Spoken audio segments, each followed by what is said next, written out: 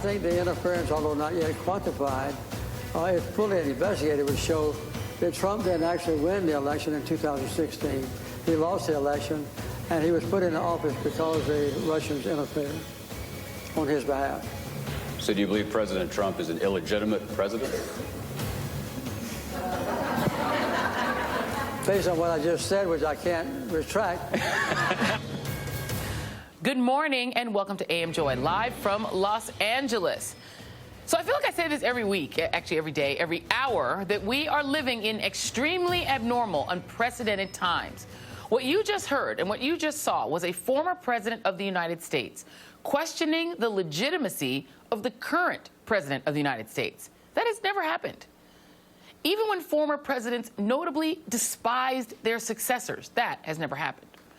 Former President Jimmy Carter went there Friday while talking about Russia's interference in the 2016 presidential election. He said it at an event hosted by the Carter Foundation, where he's established himself as a unique moral voice among former presidents. Carter's absolute rebuke came on the same day that Donald Trump had his first face-to-face meeting since the end of the Russia investigation with Vladimir Putin. A meeting at which Trump once again publicly genuflected before Putin, defended him, and even joked about needing to warn Putin not to attack our election again. Message: please, sir, please help me by attacking our election again. Right now, Trump is in South Korea for meetings with President Moon Jae-in, who is not a dictator, so Trump will probably not grovel in front of him. What Trump really seems to want is a photo op with murderous North Korean dictator Kim Jong-un. Here's Trump tweeting out a plea for Kim to please come and hang out at the DMZ. Please, please come and spend time with me and take selfies. And here's Trump bragging about the possibility of such a meeting early this morning.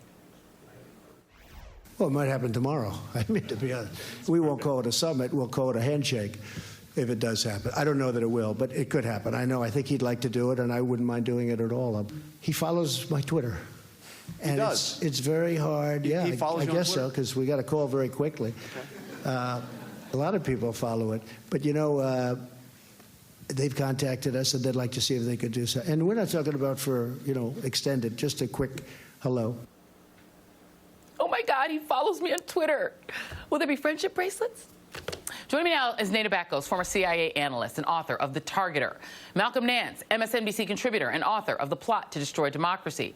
Sarah Kendzior, scholar of authoritarian states and author of The View from Flyover Country. Former State Department advisor Nayyera, and NBC News senior international correspondent Keir Simmons. Keir, I'm going to go to you first. What's the takeaway so far from Donald Trump at the G20?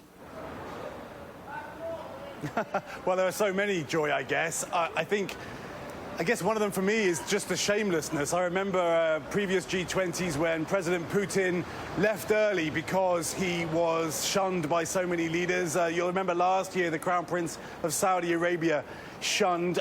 This time, President Putin, the Crown Prince front and center, the Crown Prince standing next to President Trump at that family photo. So, you know, you really saw those kinds of leaders taking center stage, and we saw President Putin and President Trump laughing together about the idea of election meddling. And again, Joy, you know, I remember President Putin being furious that he thought that Hillary Clinton might have intervened in some way in his elections, and there he is laughing with President Trump about the idea of election meddling. So, I mean, there were so many things to watch.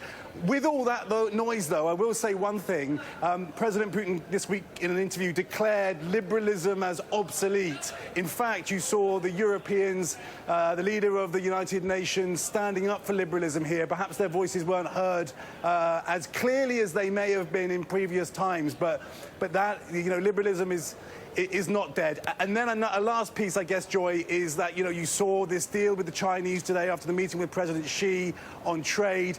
You've talked about President Trump now heading to South Korea, hoping to meet with Kim Jong-un.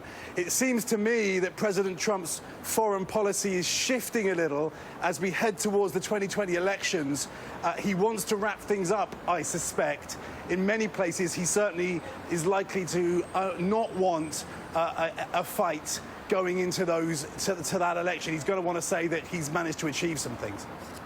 Yeah, and Nate Bakos, let me go to you on this, because the New York Times is reporting that Donald Trump's friend tweet to Kim Jong-un actually caught the diplomatic corps in Asia and even his own advisors off guard, particularly since their last meeting didn't go well. It ended as a disaster for both leaders. They actually got nothing, all of that pomp and circumstance, and they got nothing. And no further substantive talks have taken place since. No serious preparations have been made for any kind of an encounter on Sunday, Nada, which leads one to believe that all he wants is to take a picture with him and to be his friend.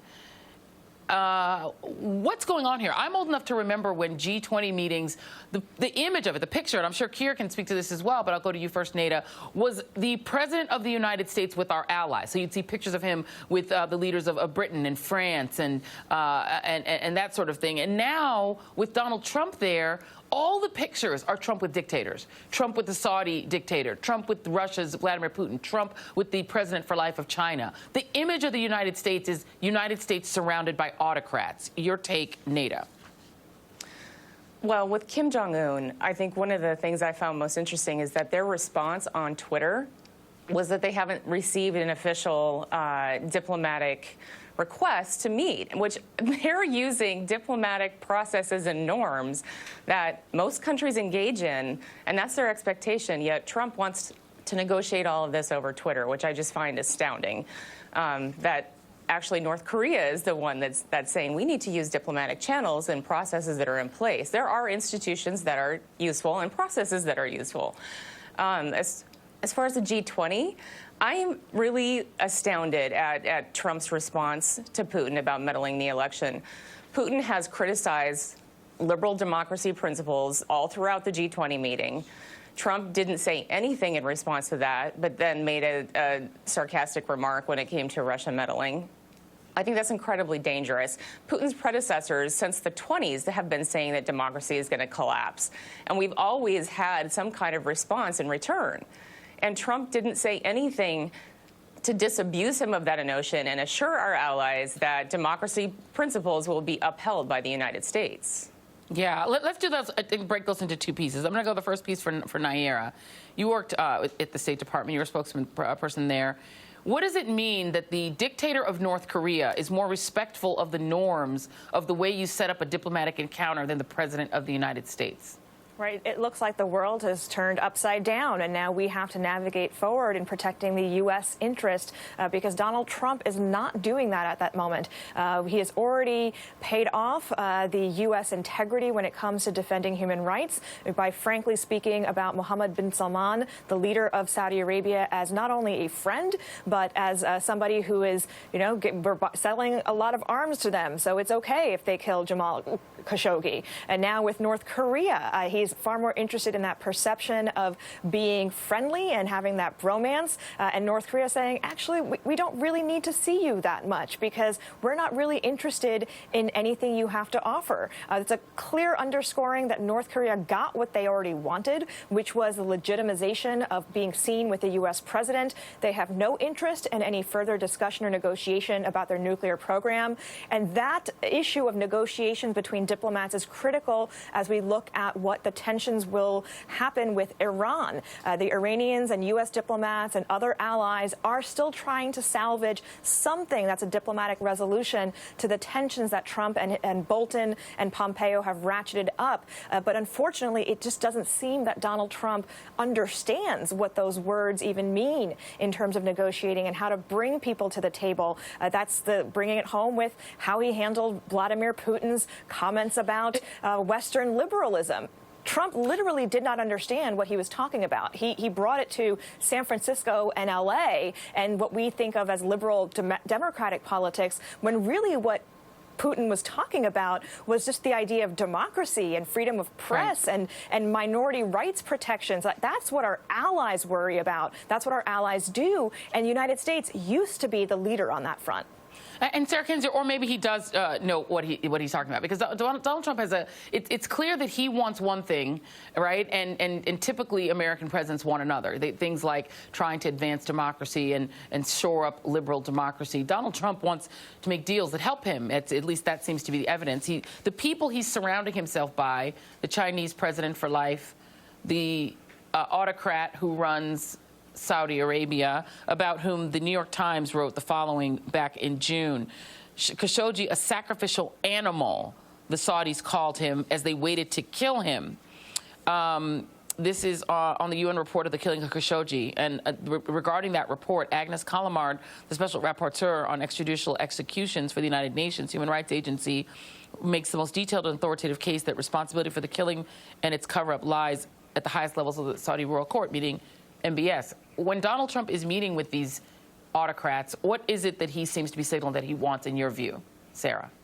I mean, Trump is a kleptocrat. He's a sadistic kleptocrat who's been abusing executive power to enhance his personal wealth, and he forms geopolitical alliances to that end. And so he seeks out people who do not obey the rule of law, who do not respect human rights, who do not hold themselves accountable to their own people, so that he can get away, with his own perverse ambitions. And so he looks, to Russia, to Saudi Arabia, to Kim Jong-un, to other leaders who have, murdered journalists, who have committed grotesque human rights violations. And here I think we need to emphasize China and their persecution of the Uyghur population. That is who he sees the United States as being a partner with. That is the reflection of himself that he sees in the world. And unfortunately, we do see this in the United States. We see this with the migrant crisis on the border, with the abuse of migrant children. This is not just about the shattering of international norms.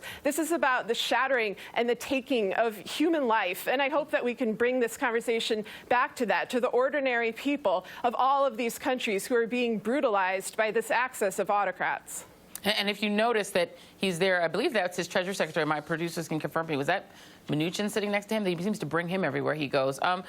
The axis of autocrats, Malcolm Nance, that Sarah Kendzior just used that phrase. You've written and used that phrase a lot, and that was Donald Trump's goal. Becoming president wasn't about, becoming the leader of the free world. It was becoming very, very rich and creating this axis of people who think like him and want to earn the way he would like to earn, or who already are and who he aspires to be like. Is that mission completed, Malcolm? Well, in fact, it's Vladimir Putin who set up, as I wrote in Plot to Destroy Democracy, the axis of autocracies. And he saw that the poles of the world that has existed since the end of World War II, which was held up by the foundations of the Atlantic Alliance, the United States and the European liberal democracies, Vladimir Putin views that as an objective to be destroyed. And so what he's done is he's put in an American autocrat. There are two nations here at play. Actually, I should say two entities. There's the United States of America, and then there is Donald Trump. And Donald Trump is a wannabe autocrat. And so what you saw at the G20, what you had mentioned when you talked to Nada earlier, what you saw was the 17 other nations of the world plus the three principal organizations in the axis of autocracies. These nations, Russia, Saudi Arabia, the United States, technically, and China, are all committed to breaking up the balance of power as it's existed since World War II, as it's kept Europe relatively safe. That being said, these poles are the last poles that hold up global democracy.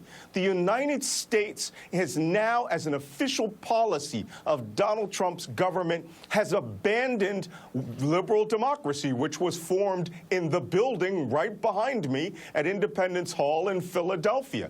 He does not believe it. Vladimir Putin personally attacked liberal democracy. He said liberal democracy is obsolete. That is the American democracy that has existed for 244 years. Donald Trump agrees with him and is working to destroy that. Putin also said it's the end of multiculturalism.